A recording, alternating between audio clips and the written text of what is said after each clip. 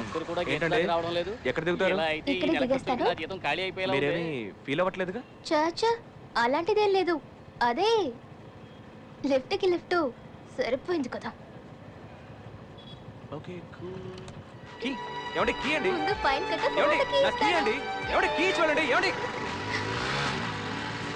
Single గా ఒకడు signal దగ్గర చిక్కాడు.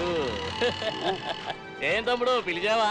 నా కీస్. సరే సరే, బైక్ ని నడి రోడ్ లో పార్క్ చేసావు, అది పెద్ద తప్పు కదూ. సరే వదిలే, బిల్లు రాస్తే 500 లేదంటే 300, నీకేది బెటరు? ముందు బండిలో తోపుతోయండి. అలా పక్కలే మాట్లాడుకో. నేను పోలీసునే. అయితే లంచం తీసుకుంటున్నారుగా? దానికిందుకే అరుస్తావు? సరే బండి తోయండి. అయ్యో నా వీక్ పాయింట్ పట్టేశాడే.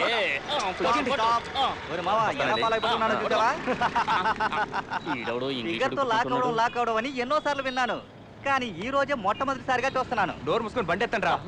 సార్ మిమ్మల్ని కాదు సార్, వీండి వీండి. అదే కదా. దీనికంటే ముష్టెత్తుకోవడం నయం. ఇది ఒక బతికేనా?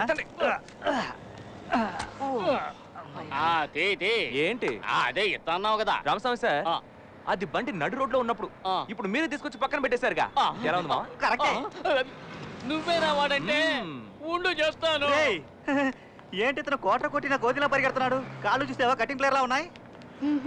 బిల్ రాస్తే 500 లేదంటే 300. మీకేది బెటరు? 500 300?